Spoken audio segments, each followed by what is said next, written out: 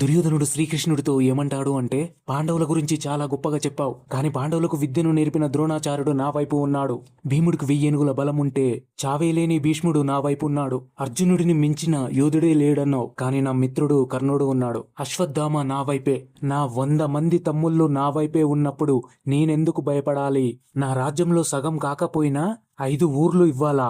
5 ఊర్లు కాదు గదా, సూది మొన మోపినంత జాగా కూడా ఇవ్వను.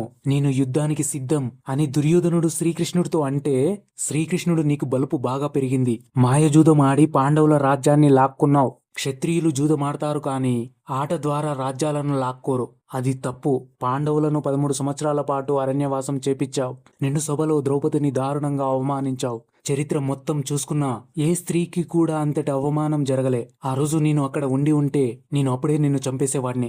ఎవరిని చూసుకుని యుద్ధం అంటున్నావు? కర్ణుడిని చూసుకున్నా? కర్ణుడు శాపాలు తప్ప సాధించింది ఏమీ లేదు. యుద్ధరంగంలో అత్యవసర సమయంలో నేర్చుకున్న విద్యనంతా మర్చిపోవుగాక అని పరశురాముడు శపించాడు. యుద్ధరంగంలో అత్యవసర సమయంలో నీ రథాన్ని మొయ్యను అని భూమాత శపించింది. కర్ణుడు కూరలు పీకిన పాములాంటి వాడు. కర్ణుణ్ణి నమ్ముకొని యుద్ధానికి వెళ్తే నీ నాశనాన్ని నువ్వే కొని తెచ్చుకుంటావు. ద్రోణాచార్యుడు అంటావా? పాండవుల బలాలు ద్రోణాచార్యుడికి బాగా తెలుసు. చివరిసారిగా చెప్తున్నా, పాండవులకు 5 ఊర్లు ఇచ్చి నీ మాట, నీ గౌరవాన్ని నిలబెట్టుకో.